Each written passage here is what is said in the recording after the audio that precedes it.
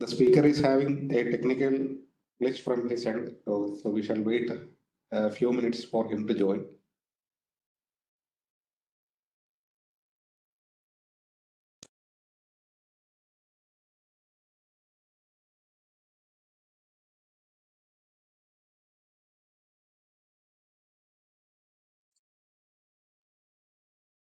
Hello, can you hear me? Yeah, now we can hear you, sir. Okay, then I'll share my screen. Yeah, please. Okay.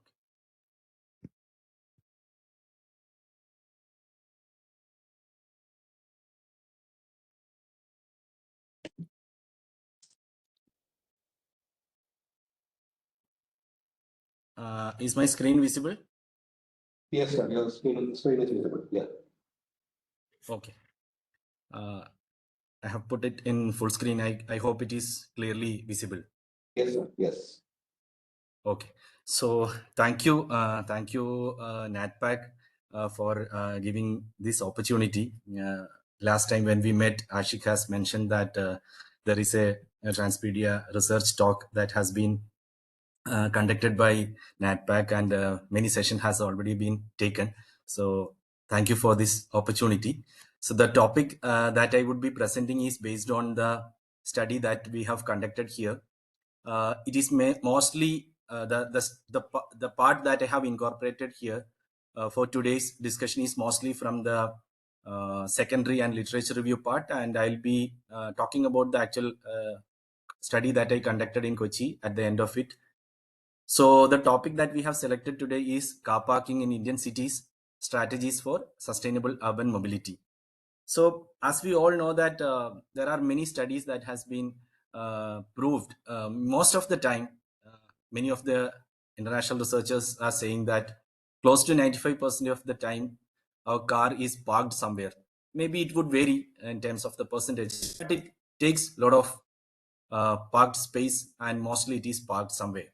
So in that context, in the field of urban planning, urban land use planning, there are a lot of connections between the network and the land use that we provide.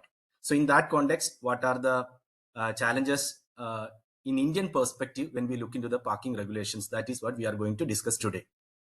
So mostly we'll be discussing about the history of parking policy, how generic minimum as a parking requirement came up, what are the new and old paradigms that are available from the point of view of parking provisions, and what are the current situations in parking in India. So moving to one of the analogy that I generally find it is very much important in Indian or in any planning exercise is the story of this Hydra. As per this Greek mythology, there is this creature, and it has a speciality. There is a journal paper that is available on that. It's called Planning Theory or Planning Theories, the Hydra model and its implications for planning education. In our planning theory education, which we generally refer it as an important reading, because many a times the suggestions that we give reduces the problem or solve the problem for a certain period of time, and later many in planning especially there would be some other problems that would be popping out. When we talk about parking is something like that. Another example which we may take up is the provision of elevated corridors or maybe flyovers, etc. So in that way I was always interested in this paper which is talking about the Hydra model. And another interesting reading that I found in one of the books on system dynamics. I mean, there are a lot of books that is on system dynamics and how system dynamics as a field of study is important for planning education and urban planning field. So in that there is a prophetical kind of statement. It is like this: we frequently talk about side effects, but basically that's not the feature of the reality. When we talk about side effects, it simply says that the understanding of our system is bit vague, or maybe it's not complete. So when we implement something without that understanding, there could be chances that there will be some other effects. Basically they are unintended effects, which we call it as side effects pops up. So these two caveats are I found that a lot of connection with the field in which we are involved in. So with that we will go to the session.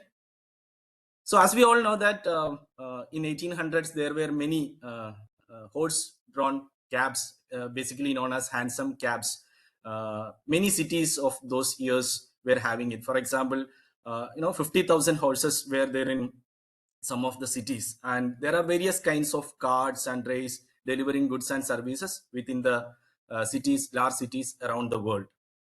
So handsome cabs were seen of boon at time, but for every solution, as we discussed earlier, has its own troubles that is popping out later.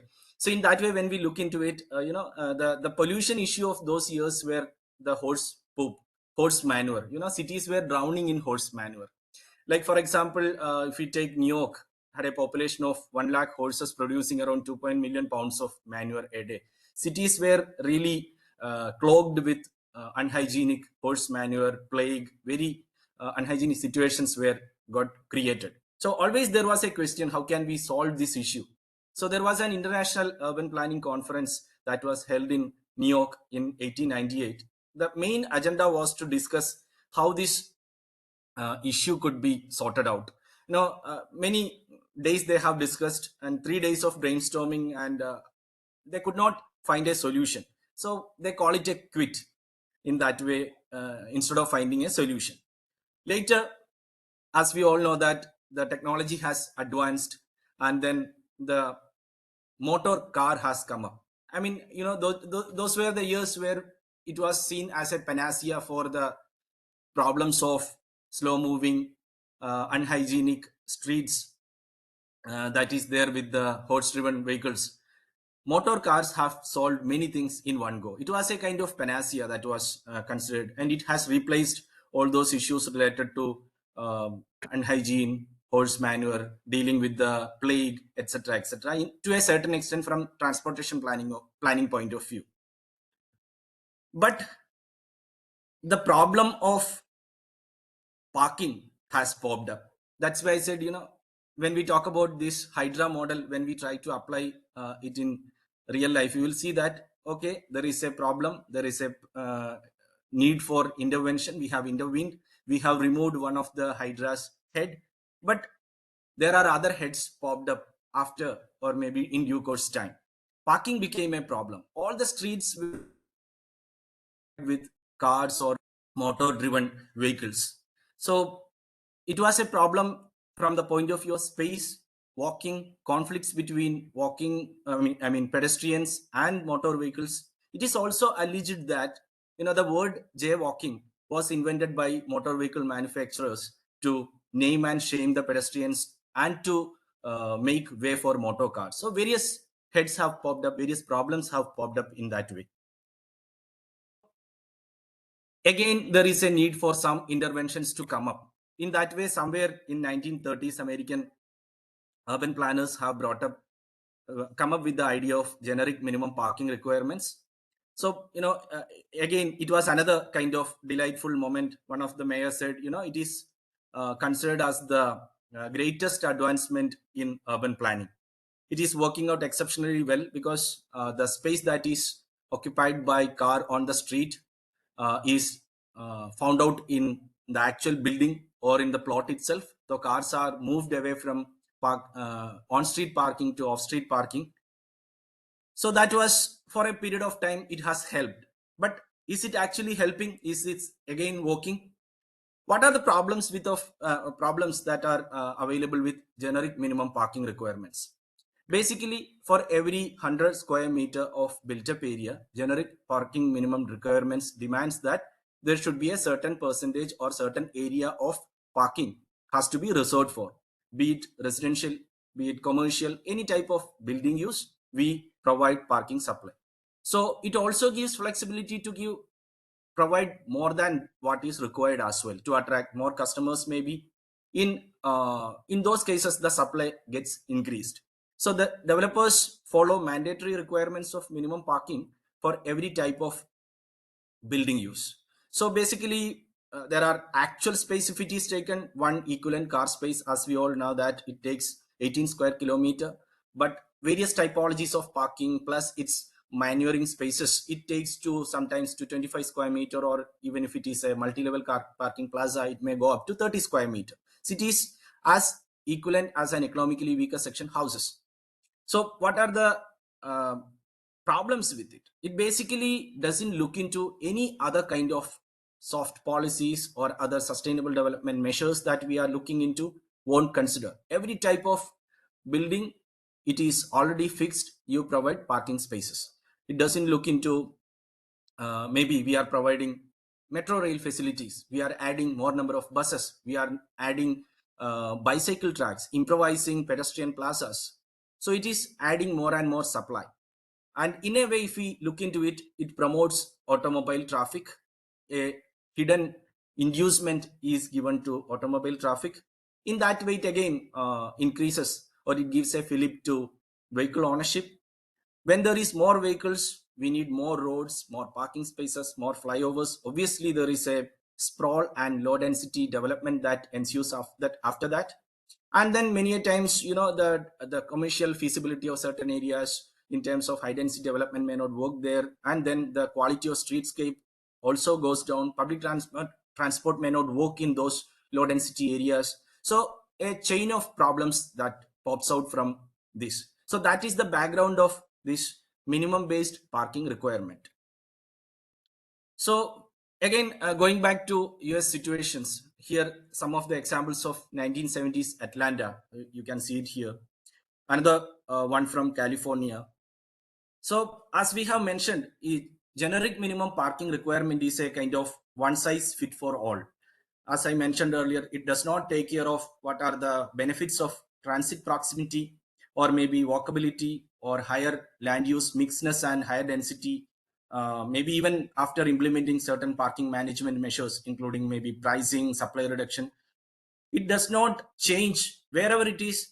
City center, 100 square meter of residential, you provide one ECS, or otherwise if it is 100 square meter commercial, for every 40 square meter you provide two equivalent car spaces. In that way, it pushes more and more parking supply with a blind eye on every other factors that would influence a better travel demand management.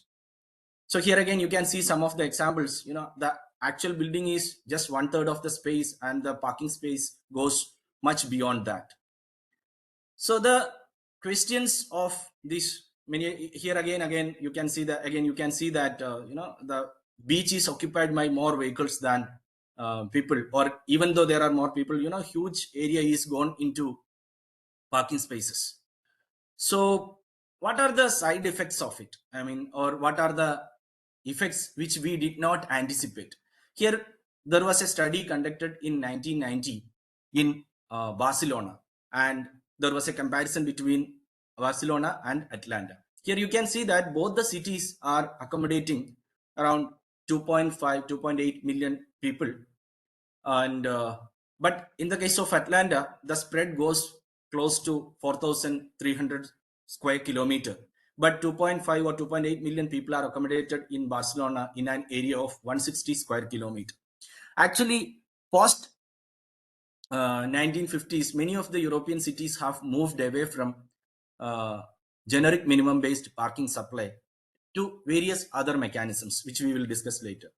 So in that way, when we look into US, you can see that, as we all know, that US is a car oriented economy. The urban life is more dependent on car availability. It needs a lot of space for parking, flyovers, road space, parking plazas, etc., etc. So generally, that is one facet of it. There are various factors that pushes such kind of economic life. But here, when we look into this prism of parking as an important aspect that is linking land use and transport, here we can see that that has also contributed to such a sprawl. Moving to another latest study, again that was conducted by London School of Economics in 2014.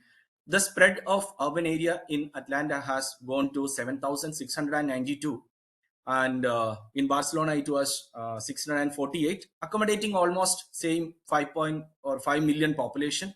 But here again you can see that another value that we could analyze, that is transport emissions per capita. over a period of year.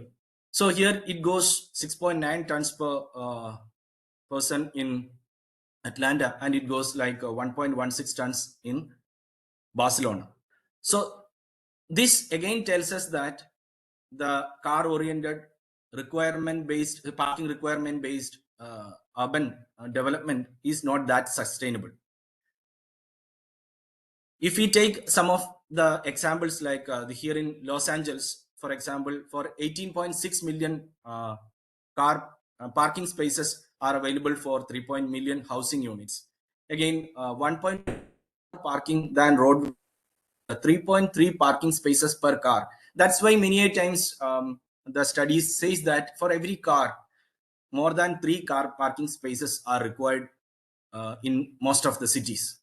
And if we take comparisons of a restaurant space requirement and the related parking spaces, here we can see that for an area of 1,000 square feet of restaurant space, the requirement as per the DCRs and regulations, we need to provide 3,300 square feet of parking space, almost 3 times the space that is actually provided as usable restaurant space. And 14% of the incorporated land in Los Angeles County is under parking. That is around 200 square miles. It's such a huge area that has been gone under. Most of the times it is surface parking, so it's pushes sprawl again.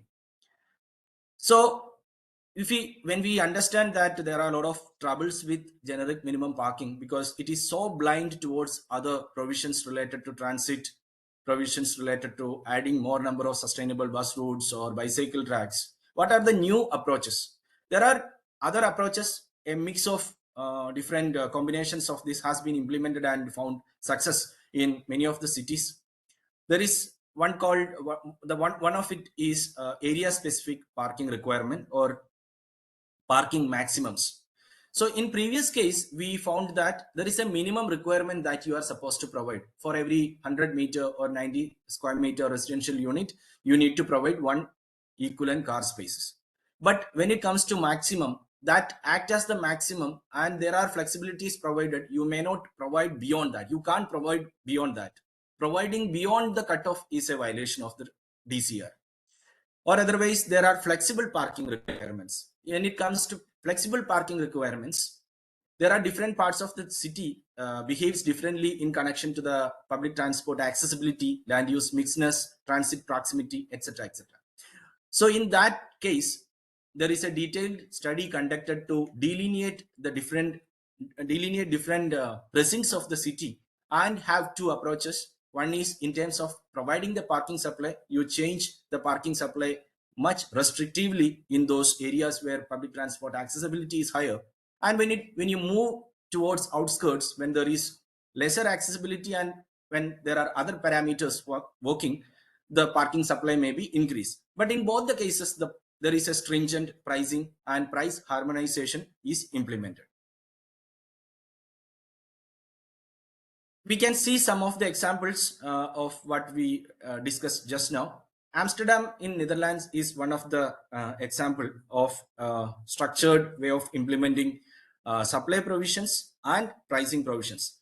The policy goals are not just meeting the parking supply provisions, it has a larger, wider regional goals. For example, emission reductions, congestion mitigation, and alternative mode promotion.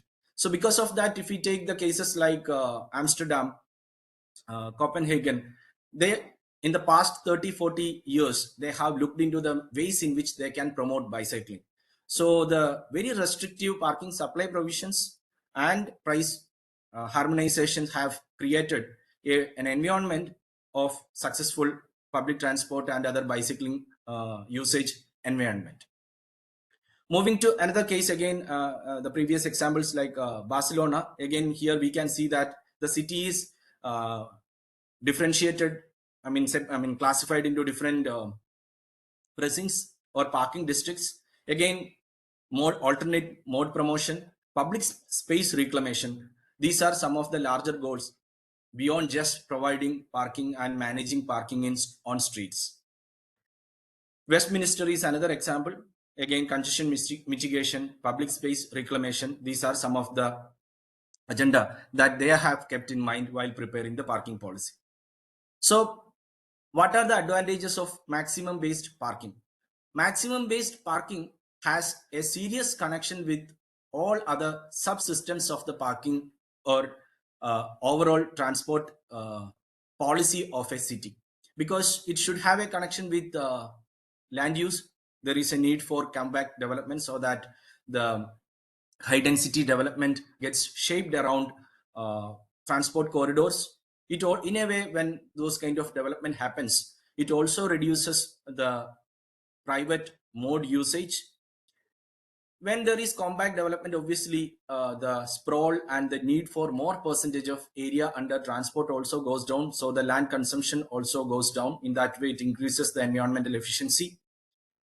The development feasibility and having good public transport routes on smart corridors are much easier, and the street quality also increases. It basically brings humane planning requirements into the city's street design. Here again, I'll go to another example. As we all know that London has a long history of public transport development. Here you can see that this has been split into various zones: controlled parking zone, inner London, central London. In that way, how we can see that we can explore how we have they could provide that. One of the way they have adopted is delineating city into different public transport accessibility level zones. This is one of the method they have Transport for London team has developed. It actually looks into the doorstep frequency plus availability of routes as one of the major factor in delineating the public transport accessibility levels. These codes that are given are universal. Wherever when somebody says that if it is 6B, it would have close to 3 to 4 minutes of wait time and you would be getting a bus. So that kind of good public transport accessibility is available. So in that way, they could delineate the city into different parking precincts, keeping public transport accessibility, economic activities that are available in those areas. So parking maximums has been adopted in many parts of the world, especially in Western Europe, Australia, Japan, for managing parking supply. It is not just about adding more and more supply. It is about managing the requirements at its with its connection with various sub-transport policy aspects.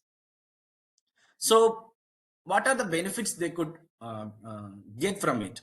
So they have implemented this change in somewhere in 2001. The last 4 columns, if you specifically check, you can see that there is one column on no car households and second one on commuting by car. So in 2001, there were some boroughs where it was already they were having no car households. It was increased in most of the cases. In some of the cases, it was meager, but it has pushed the travel behavior of not owning a car. Similarly, commuting by car has also gone down. Some of the cases, it has gone down just half. Like, for example, Newham, from almost 30%, it has come down to 12%. So this is one of the factor. The supply has been reduced, while supply have made sure that there is good connectivity, there is good bicycle provisions, there were restrictions from the point of view of emission standards. It is a package. That's why I said the parking maximum works in tandem with rest of the other subsystems of larger parking policies that we have for a city. So similarly, parking caps and flexible requirement that we have discussed. There are many cities across the globe that has implemented this: Portland, Oregon, Los Angeles, California. There are many examples of that. For example, Hamburg is a better case where, all city part has clearly delineated. They have mapped the entire supply of parking spaces. Anybody who constructs new building doesn't have to add parking. It is in that way, it is expected that it is going to get converted into a shared parking space. There are legal provisions that has been brought for facilitating such a policy. So it also tells us that, it is not just a parking guideline. It also takes care of, there is a need to take care of legal foundations that can act as a scaffold or scaffolding for dealing with such kind of policy implementations. So in that way, when we look into the some of the cases of Western Europe, here we can see that there are at least 4 grouping of strategies that has been implemented, that comes from the point of view of pricing mechanisms, regulatory measures, physical designs, and some adoption of advanced technologies. So pricing mechanisms, as we know, we also implement, though it is a piecemeal approach. It has various ways to look into it. Differences based on the geographical character, peak time of peak time demands, workplace levies, etc., etc. Similarly, regulatory measures, like we have discussed, most of the cities have moved towards supply caps. You can go beyond a certain number while planning your building. Minimums have been removed from most of the cases. Parking maximums are also implemented based on the transit, access, and various other provisions are also being added. And then it is also required to have certain kind of design interventions, bollards, maybe some design intervention or signages that has also been added. Obviously, with the technology, there are a lot of smart technologies are available. There are apps based parking space booking, reserving, payment. So that had also been brought to policy provisions, so that there is a full package of things that are available. So we spoke about the historical evolution of parking supply provisions, and in that way, when we look into this new parking, that is parking maximums and minimum based parking, there is a clear paradigm shift that we can see. So in the old paradigm, it was always, parking as a problem. It was seen as a parking. If there is a parking issue, let us provide more parking supply.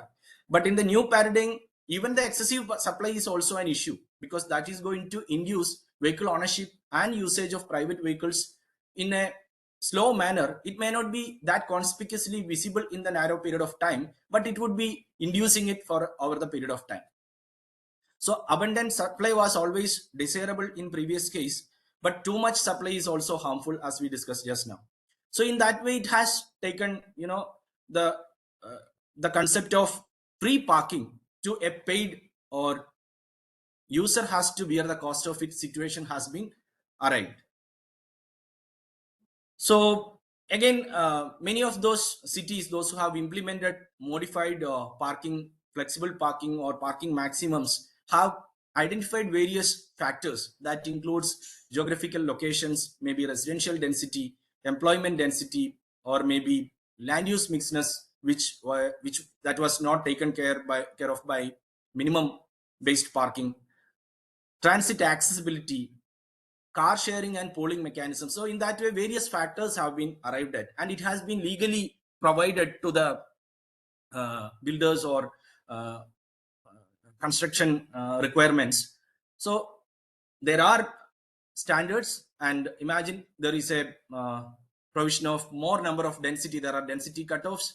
You reduce the requirement by 1% or 5%, or otherwise the land use has better mix, you reduce it by 5 to 10%.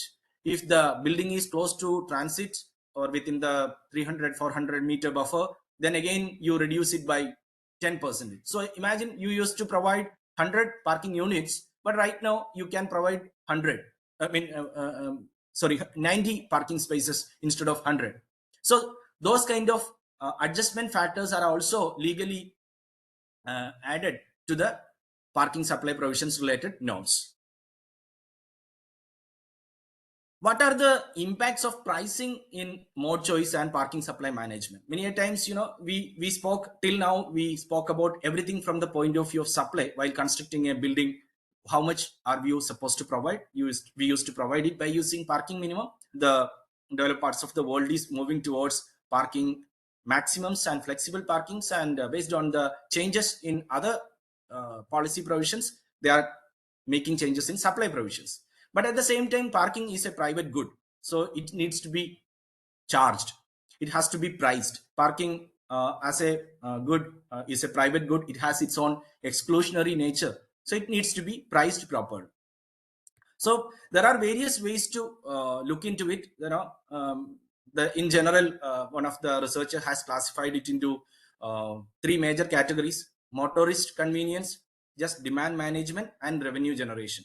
So in that way, we can also understand that these geography, accessibility, and time and demand, all those factors are part of it. But when it comes to motorist convenience, just adding more supply may be a way of looking into it. Demand management may be a middle position where the demand is looked at, maybe pricing and other aspects also may get considered. But when it comes to revenue generation, it is just a blind way to look at it. What are the other larger management related positions may not be studied in detail. What are the pricing methods that is available in front of us? There are various ways in which the pricing has been applied across the globe. If we take in Indian situation, we are having one mechanism that is called political judgment. As per Paul Barter, he is one of the parking expert from Lee Kuan School of Public Policy in Singapore. He classifies it as political judgment. Basically, nominal fees, as we discussed, revenue generation, a little bit of revenue that comes to the municipality, and the fines that is collected by traffic police. Though that is not the main intention, it ends up like that. So nominal fees, it is fixed by the standing committees of municipal corporations or municipalities, or maybe some parastatal agencies, but it has nothing to do with the actual supply demand management, or no connection with other transport provisions which we are adding. There are fuel price benchmark based pricing. Whenever there is a change, the basic unit in fuel changes. Similarly, it changes in parking our values as well. Traffic speed and congestion related pricing were explored, but it was not implemented. There were some attempts made in Delhi and Bangalore. Then turnover, in a way, when there is shorter durations, there are higher prices. Public transport fares as benchmark that are implemented in some parts of the world. Intensity of development. So more the development, more the land use density, higher is the prices. In that way, land value or building use density is used. Land value based pricing was proposed in 2006 National Urban Transport Policy of India, but no municipal corporation or agency in the country has shown the courage to implement it. Basically, it talks about the rental value of the land, maybe 4 to 6% of the value comes as rent of a building. So how that could be used as the base for fixing the pricing was suggested in it, but it is nowhere implemented. And then pricing harmonization, keeping various previously discussed factors were implemented. So in that way, there are various mechanisms, but it depends on a certain level of political will as well for getting it implemented on the ground. What is the connection with parking pricing with average generalized cost? Many a times in four-stage modeling, we use these variables in understanding the trip distribution, mode choice, and route choice, etc., etc. So we know that there are in-vehicle time, there are walk time, waiting time, interchange time, fare, maybe a terminal cost is supposed to be part of it, and a model penalty in the model we arrive at, and then we reach what is the cost for each mode or each route, and then how the locations are preferred while generating the origin destination metric. Also, this base data goes into it. How is this connected to it? How is this connected to our parking policy? Let's say there is no proper city-wide parking pricing mechanism that has been implemented. There is always a tendency of searching for parking spots that are free, which is known as cruising for parking. So there are certain spots in which pricing is there. So people would have always this tendency, let me try some other spot where how can I squeeze in and park. That process itself is known as cruising for parking. In a way, it is also known as tragedy of the commons, because everybody would search for this free parking, and then it would actually create delay in thorough traffic, and it would lead to congestions. So there is a overall inefficiency that gets generated. So many a times drivers would search for parking, and some of the studies in India that was conducted by CSE says that close to 10 minutes are spent on searching for pricing parking or free parking spaces in Delhi. There is another trouble here again, which we generally do not recognize. There is a hidden subsidy working behind, you know, free parking. How does that work? One is providing roads and infrastructure that is required majorly for cars and two-wheelers or private vehicles, though the same space is used by public transport, but mostly it gets used by cars and two-wheelers. So in that way, when we look into it, we can see that the total subsidy which is availed by cars or two-wheelers, if it is compared, we can understand that it is much higher than a public transport bus. And similarly, the relative subsidy per passenger also goes higher for two-wheelers and four-wheelers again. So it acts as a cross subsidization also. What are the connections between parking pricing and transit usage? The statistical analysis of this relationship has proved that there is a strong correlation. I mean, here you can see that the coefficient of determination, the R-square value goes 0.83, and given a situation of a conducive environment created, and if the parking pricing is increased, there is a larger shift that can be seen, moving from personal vehicle to public transport or even to shared mobility as well. So that connection is also there. As we discussed, it is also required to have a good market fostering regulation for creating such kind of environment. For example, here you can see that it is written unbundling of parking prices. What is bundled here? We have to understand first. For example, when we buy a car in Delhi or maybe in Bhopal, you need to give parking charges. It is expected that that money would be used for certain parking or maybe other sustainable development related, transport related provisions. But when you bundle it, you are not telling the user that this much money is going into parking, and if you are not a user of parking, you have the option of opting out from it. That provision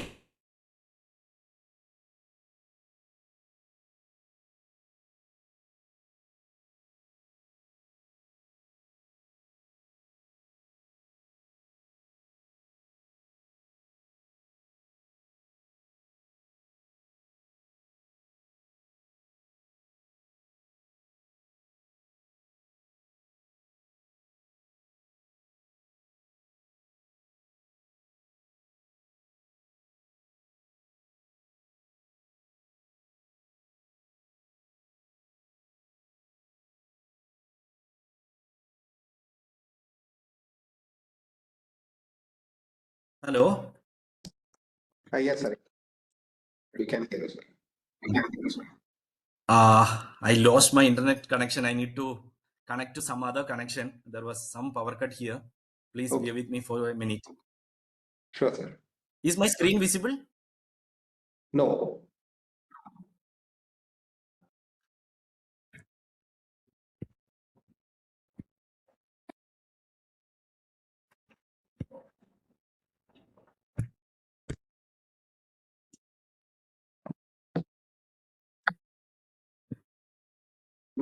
Is it visible now? Now it's visible, sir. Okay. I hope you did not miss. I was talking about the market fostering environment that we need. I hope you all are with me. Yeah. Did I miss? Did you? Yeah. We are with you, sir. Yeah. There only. Okay. So the unbundling part which we are talking about comes in various ways. One is vehicle registration while buying your flat, or imagine you are going to a shop where there is no parking fee is implemented.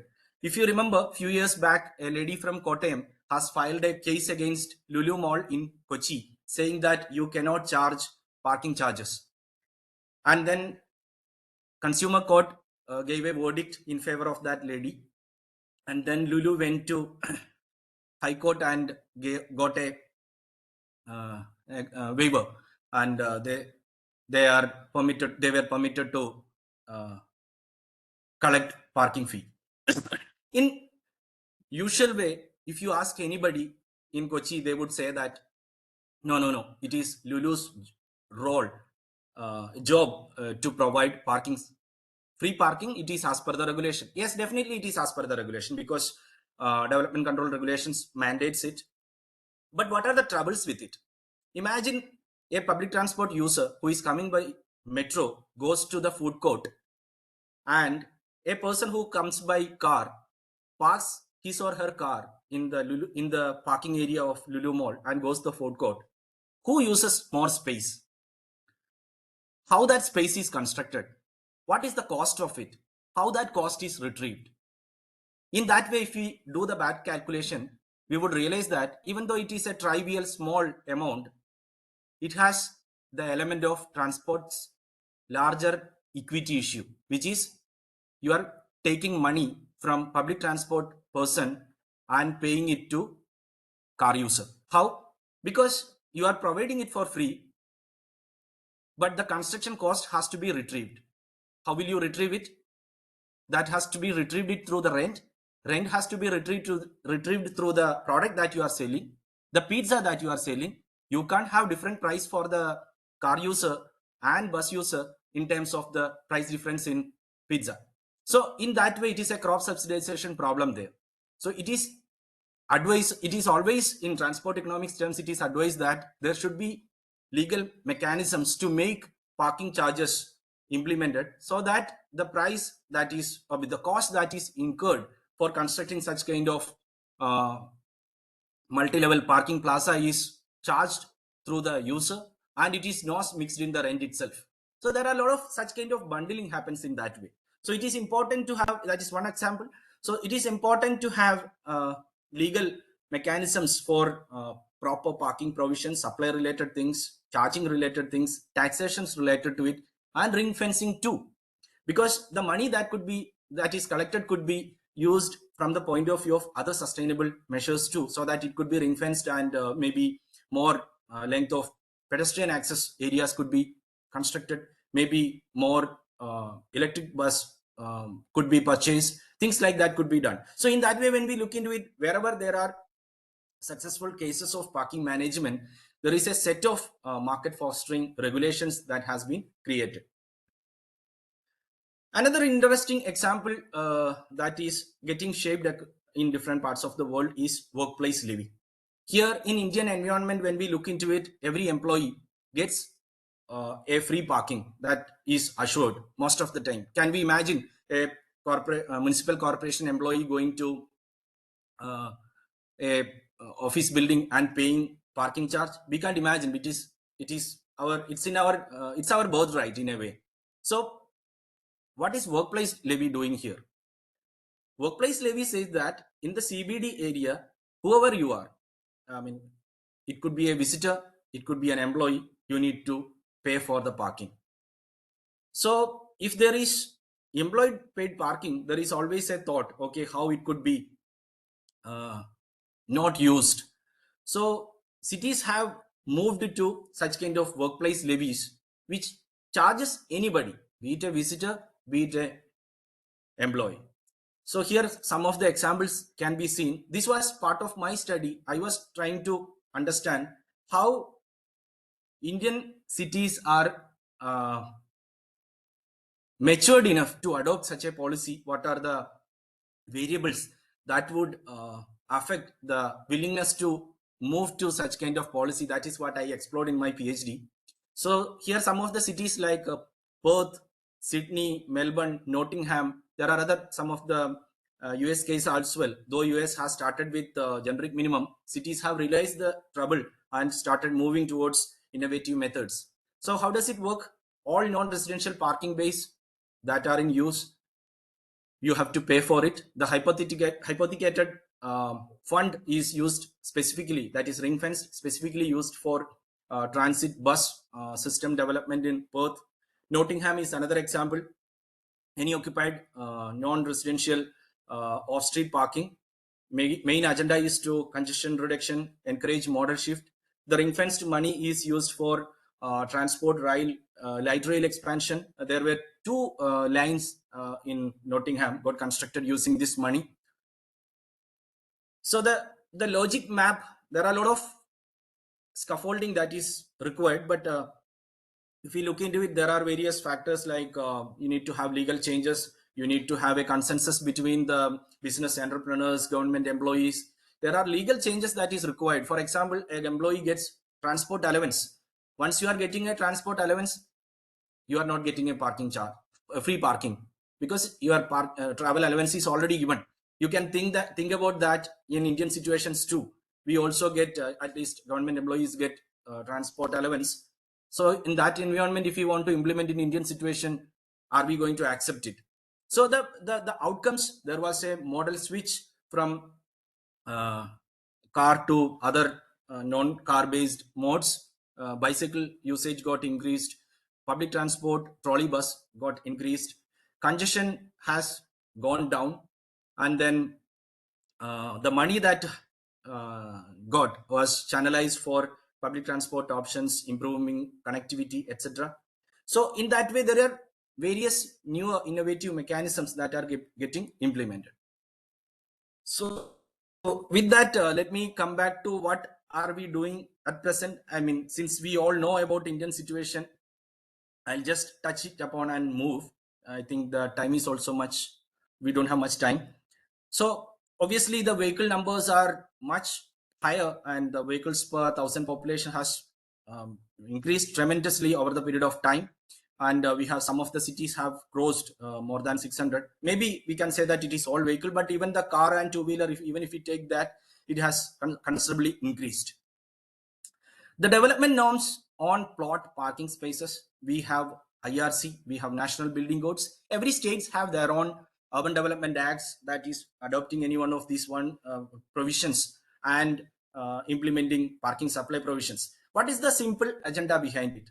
More the population, the anticipated assumption, the assumption is that higher the city size, there is more vehicle ownership, let us supply more. That could be seen here. For example, let's say residential. When your city is less than 50,000, for every 100 square meter of built up, we provide up to 175 one ECS. But when it comes to a city that is bigger than 7.5 lakh, you provide 100 square meter built up, you provide 1 ECS. So there is more supply with increasing population. So it is expected that there is, with the increasing city size, there is more vehicle ownership. Let us add more supply. That is the single assumption in a way we can see here. How much area is under parking? If we take, we have tried to conduct an analysis here in Bhopal. Here we can see that around 8,190 hectares of land is under residential. So as we have seen in the case of Los Angeles, how much area is under parking? So we tried to do an analysis. It has its own arbitrariness, but tentatively we could realize that out of the total residential area available, close to 15% of the area is under parking when it comes to residential area. So, I mean, we try to understand, okay, at 3 a.m., where would these vehicles would be parked? Somewhere, maybe there, even though there could be some areas under stilt, or maybe some of them are still parked in multi-level parking plazas or underground parking, that is much lesser in this city. So we realized that a considerable percentage of space in residential areas are under parking. I mean, it is an ironical situation where, this city accommodates close to 26% of the population in slums, and the total slum percentage in residential area is just 3.8%. So there is this equity issue, basic physiological need, and this space provision. We can see that equity issues here. What does it cost to a developer to comply with the minimum parking requirements in million cities in India? So some of the CMPs, some of the environmental clearance documents that is submitted as part of the EIA document we referred, and we found that there are different locations, different typologies. It ranges from 2 lakh to 10 lakh rupees for one equivalent car space, for including the land value and the construction cost. It goes to such kind of higher numbers. This we have discussed. So it is in a way, in Indian situation, we can say that, I bought a car. It is government job to provide space. It is like, I bought an AC, you give me a house.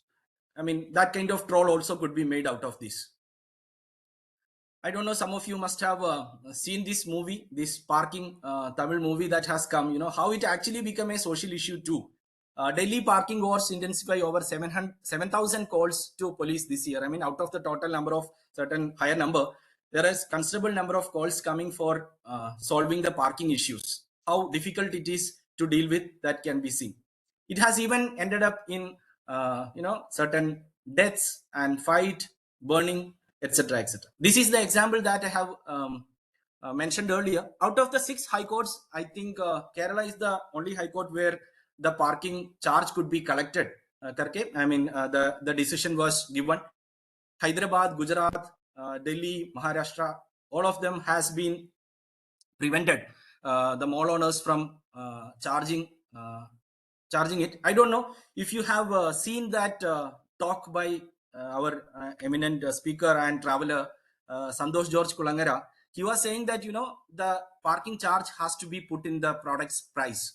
So I don't know. I mean, I believe that in the larger sense of transport economics, that is, as I mentioned earlier, I find it as an injustice to the actual sustainable transport mode user, maybe a bus user or a metro user.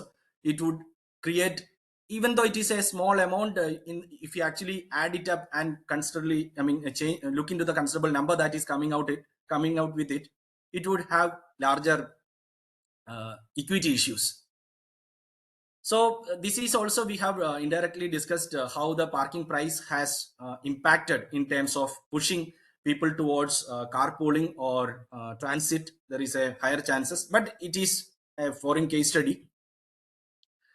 What is India's transport policy talking about it? Parking places occupy large portions of such land.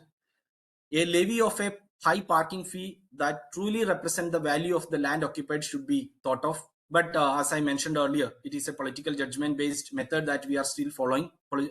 Parking standing committees decides it. They have not shown the courage to take up such a strong measure in any of the municipalities in the country. There is another interesting thing that comes out if we actually look into the minimum based parking standards which India follows. We tried to compare how much parking space would get created if there is a uh, residential building coming up with an area of 5,000 square meter.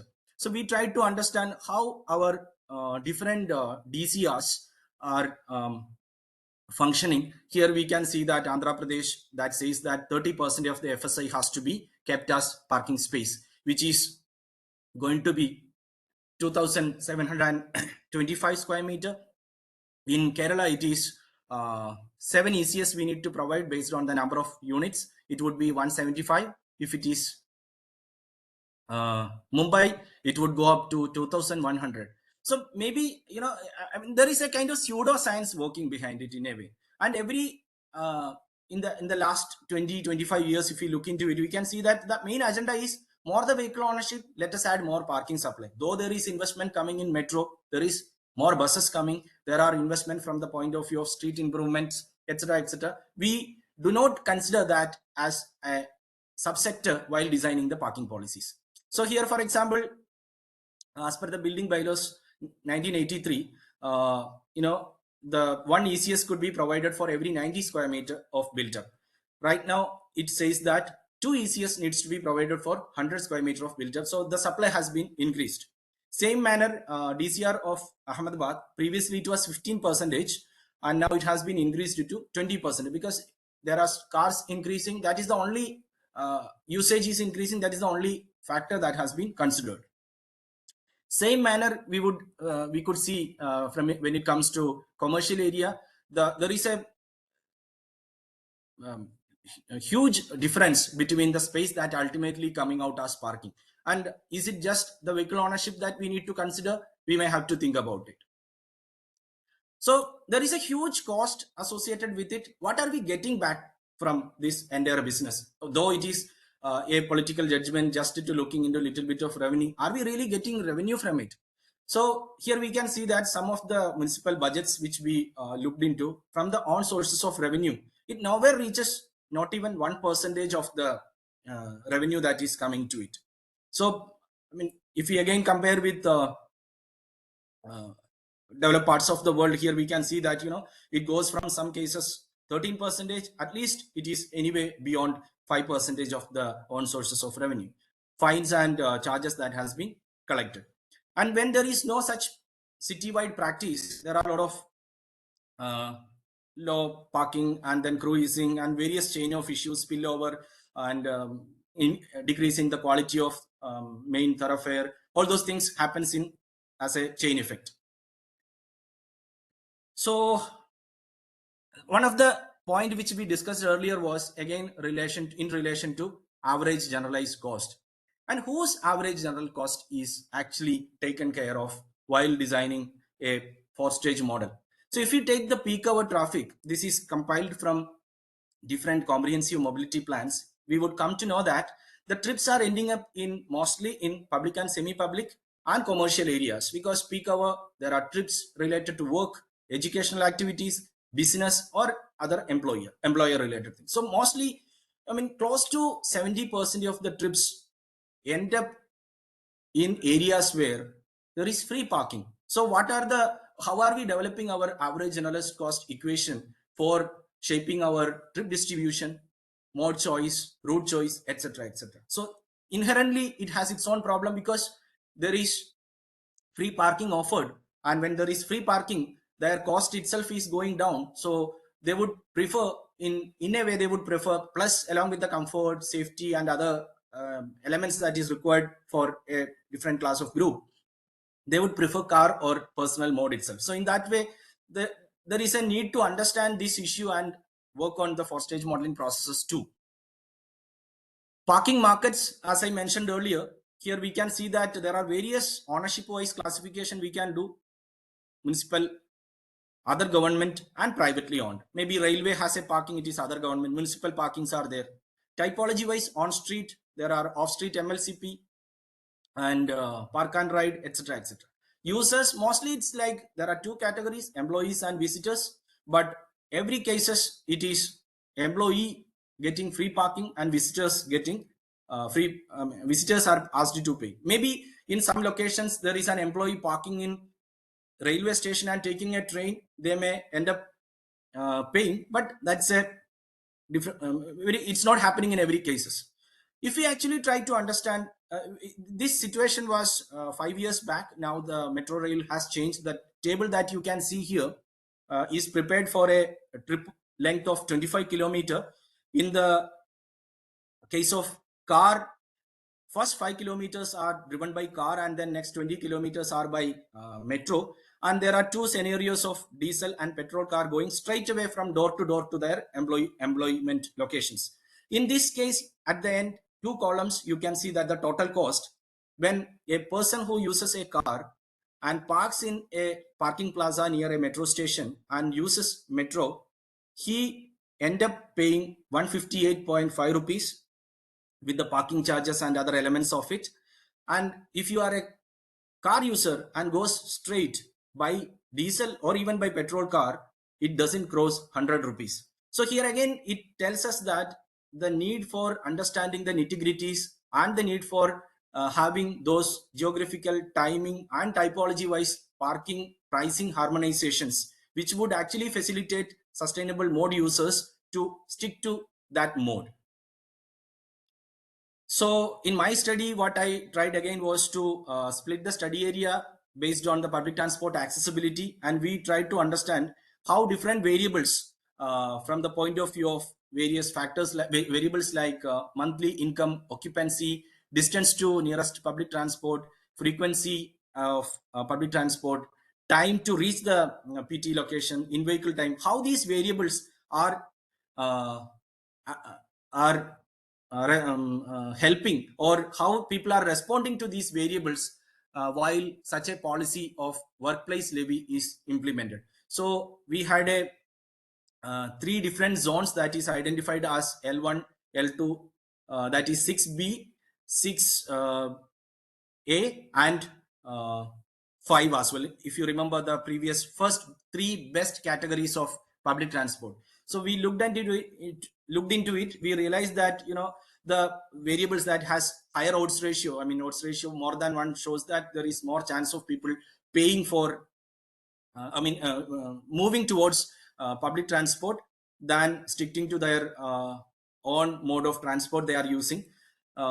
Then how it needs to be implemented is always with the kind of legal changes and parking strategies, as we have discussed in comparison to the Western European situations. If we see, we will realize that most of the packages are blank. In our case, we don't have residential permit, workplace levies are not explored, supply caps are not explored. Every city is following minimum based parking, and the technology adoption is slowly picking up, but other provisions as per the strategy is still in its infancy.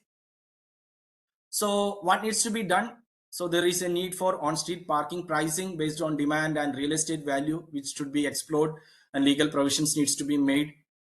Workplace levies and the legal requirement for creating such kind of implementing such kind of policies needs to be explored. Parking supply caps and parking maximum needs to be adopted in our development control regulations. There is also a need for parking management authorities, maybe under unified metropolitan transit authorities, and flexible parking norms also could be explored, keeping the after conducting detailed studies on provisions of accessibility, mixed useness, etc. Residential parking areas are clogged these days, so there should be specific provisions for that, and adoption of ITS and legal support. So these packages are, these sentences points towards larger interventions, but moving from the generic minimum through this channel gives a lot of benefits to better public transport ridership and sustainable urban transport. So with that, I would stop here. Thank you. If you have some questions, we can discuss it now.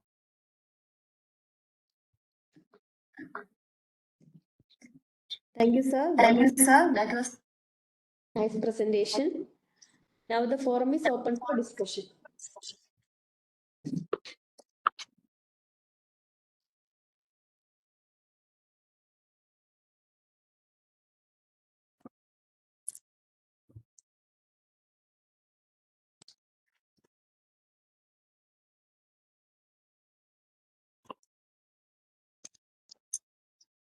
This is Dr. Shashin from NATPAC. Hello, We sir. have talked about the maximum based parking. Like, what are the policies that is proposed to be adopted in India? What are the different transport policies that you think is to be worked in India? Is one question. Then regarding the parking pricing models, you have said that the land price is one of the major influential factors. But people, if you go with the land pricing, means the prices may be huge, right?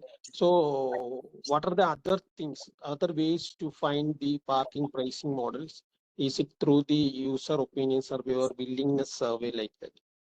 So these two questions, please respond to that. What was your first question? I missed that. Could you please repeat? You talk about the maximum based parking. Okay. What are the transport policies that that is to be adopted in India, in Indian context? What are the various public transport policies or transport policies that need to be adopted to have this maximum based parking? Okay. So when it comes to India's national urban transport policy, I would say that it is a comprehensive one, but the ways in which it has to be implemented at local level, it hasn't happened in that way. It talks about national urban transport policy, talks about improving. Basically, it starts in a pyramidal manner, improving pedestrian infrastructure, then bicycling, then public transport, and car is at the top as the least important one. But the question, if we look into the ground realities, that's not the case. if we take the municipal budget, the major share goes into parking supply enhancements, parking plazas, flyover constructions, etc., etc. So I would say that it's not in terms of adding new provisions into it. There are provisions for public transport improvement. National Urban Transport Policy talks about metros and various kind of bus-based services, adopting new mechanisms of public partnerships. There are various things in it. Similarly, parking is one of them. The question is again how the strategies are created, how governance systems have changed. For example, NUTP talks about National Urban Transport Policy talks about unified metropolitan transit authorities. How many of our cities have created that? Even Kochi, though there is a bill has been passed, the financial and the decision making devolution hasn't happened. In my opinion, in my understanding, there are such kind of institutions created for Hyderabad. There is one in MMRDA as UMTA. Chennai has also developed. They are planning, they are conducting comprehensive traffic and transportation studies, but the financial devolution or the decision making concerning the larger transport management hasn't reached them. So there are a lot of actions needs to be taken. I would say that policy has many things. Maybe some alterations could be done, keeping the larger agenda of mode shifting, etc. But it is mentioned anyway in various ways in these policies. Madhya Pradesh has come up with their own urban transport policy. Maharashtra has their own transport policy. If we take states, most of the state has specifically hasn't brought out urban transport policy per se at state level, but there are cities that has been working on it. Pune has their own parking policy. Bangalore has come out with parking policy. Now Punjab has their own. Ahmedabad is working on it. There are various city agencies working on it, but again, there are missing pieces. Like when we take a city like Pune doesn't have that many number of buses. Are we having enough number of buses? Are we implementing such kind of initiatives? The question is, the number of buses per million population is going down, especially states like Kerala. I think there was an era when more than 25,000 buses used to ply in our roads. It has come down. Private buses are just 7,500, and KSRTC has, if I am not wrong, less than 4,000 buses, 7,500 and 4,000 buses. So we are nowhere reaching that 50 buses per 1 lakh population or 500 buses for 1 million population. So it has to go as a package of thing instead of piecemeal approach. That is, these are the things in connection to the first question that you mentioned, I would say. Second, I would say that for a city to adopt parking maximums, it cannot go in standalone manner. You need to look into where all are we implementing public transport accessibility measures. Are we nudging them? It is not just about creating physical infrastructure. We also need to nudge them to use sustainable modes. There are various soft policy measures needs to be adopted. At the same time, we need to increase number of buses, improve the parking spaces for wherever there is requirement with pricing strategies. I mean, if we take a city like Kochi has a single blanket parking pricing other than the private parking. Maybe railway station must be having a different parking pricing, but municipal corporation, wherever they are charging, it is same. But why would we have that? So there should be a condition. The question is, can we adopt land value based pricing? Yes, there are definitely there is a problem of very high parking charges coming, because in an area like Marine Drive would definitely have high value. But the question in front of us, how we want to implement it. Are we going to adopt 1% of it, or are we going to adopt 5% of rental value? So these could be developed after detailed studies. We have never conducted such kind of pricing studies. How automatically the prices should change. It is a political decision. If you remember, right now there is an objection going on against the ticket charge changes in Namma Metro in Bengaluru. So what are the scientific ways to look into it? There could be mechanisms. Maybe it could be ticket charges. Maybe if you are charging 10 rupees for a minimum fare, can we have 20 rupees and implement it properly? And before implementing, we need to understand that there is a need to delineate the city into different precincts based on accessibility, activity, trip attraction, other land use mixedness, etc. So it has to go as a package of things. I mean, there is no dearth of mechanisms, scientific mechanisms to arrive at it. This could also be just purely based on demand. There are more days when there is higher demand. Let us adopt a 85 percentile based mechanism where we are ensuring that, with the kind of demand, we are ensuring 50% of the 15% of the spots are vacant. Such pricing mechanism generation tools are also there. So that could be generated in that way, but we do not even have an agency in, let us take Kochi Municipal Corporation, who has that manpower and mechanism and powers given to do that city in a widespread cities area manner. Parking management authority itself is not there. So there are many missing links in it. That's what I would say as the comment for second question. Okay, thank you, sir. So we have a question in the chat box. I'll read it for you. Oh, Pricing is suggested as a major measure, but in Indian conditions, in many cities, the public transport is not effective. In this situation, pricing will end up as a measure of increasing the living cost of the general population, particularly those with limited income or no alternative means of commuting. Please comment on this aspect. This question was raised by Mr. Wilson Casey, who is a senior scientist at NATPAC. I absolutely second what is written here. Yes, as I mentioned earlier, it cannot go as a independent, just radical price change. Obviously, we have to have a comprehensive package full of measures that deals with, as we discussed, there should be governance mechanism. There should be a connection between what is actually approved in town and country planning department or a municipal corporation's office. There should be a database generated.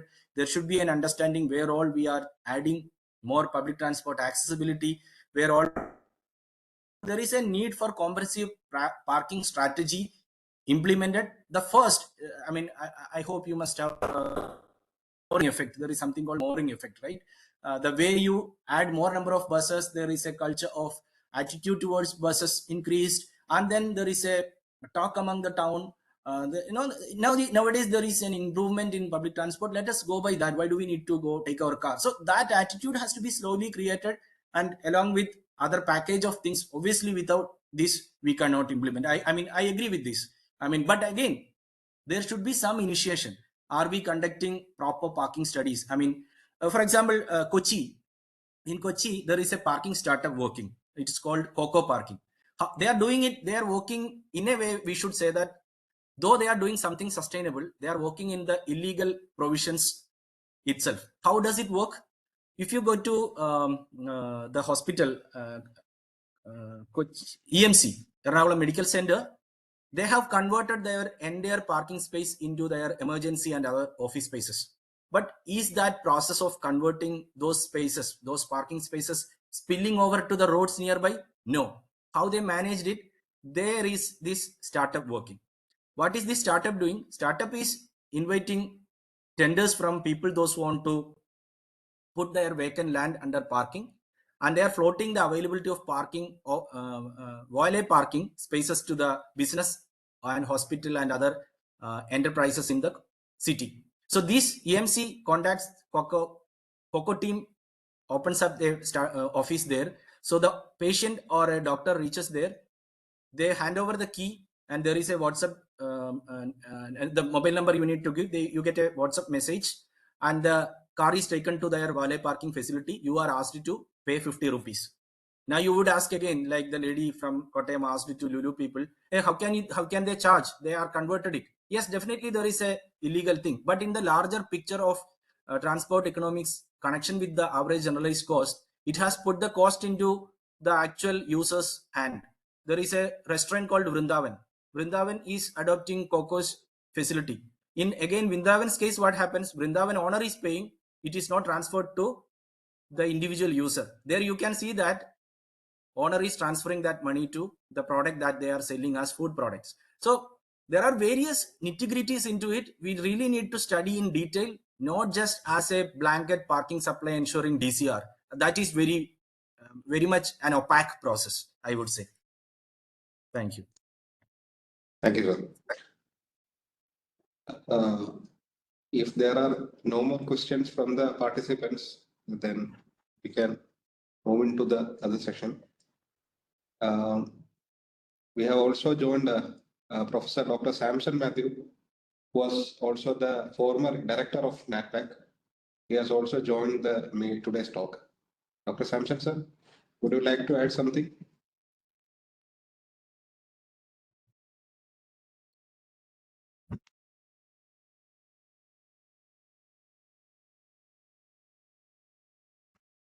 Okay, so we'll move. Sorry, 1 second. Yeah. Yes, sir. Yes.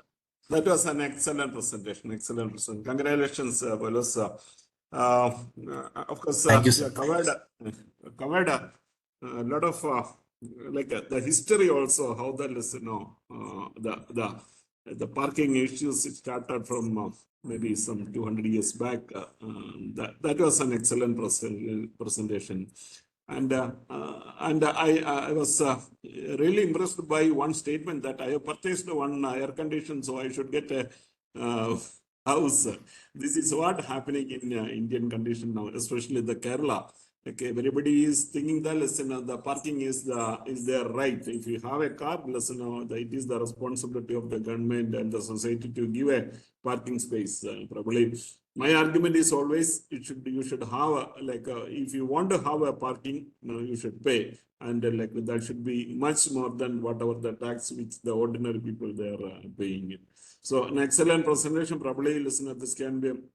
You should use that one for the parking policies. Maybe I don't know whether you are involved in any parking policies of the different states. It was a very excellent presentation. Congratulations for this once again. Thank you for the presentation. Thank you, sir. Thank you so much. Thank you, sir. Thank you, sir. Now I request Sri Ashik K. Asad, Junior Scientist, to propose the vote of thanks. Thank you, Ashwini. Dear all, on behalf of NATPAC, it's my privilege to propose the vote of thanks in this occasion. First of all, let me take this opportunity to extend sincere thanks to today's key speaker, Dr. Paulose and Kuriakose, who is Associate Professor and HOD, Department of Transport Planning, SPI Bhopal. Dr. Paulose's comprehensive overview of the international historical backgrounds, as mentioned by Dr. Samson Matthew, sir, which had driven the need for sustainable parking solutions, was very informative. The emphasis on managing existing infrastructure rather than solely creating new ones offered valuable insights into optimizing the current resources. And this approach was also truly appreciated. Further, the discussions on the impact of parking pricing on mode choice and parking supplier management was also insightful, highlighting how dynamic parking strategies can influence the driver behavior, optimize space utilization, and generate revenue from that. Now, we would also like to extend our sincere thanks to all the attendees for your active participation, and we hope that you found the information presented today both informative and inspiring. We are also thankful to our Director in Charge, Dr. K.P. Sudhir, and all the division heads of NATPAC for their constant guidance and support in shaping this event. Thank you once again, Dr. Paulose, for accepting our invitation and for delivering the talk. Definitely, the insights gained today shall be applied to our own work towards creating sustainable transportation infrastructure. Now, before winding, we have a small announcement also. Our next Transtalk talk is scheduled for 8th August 2025.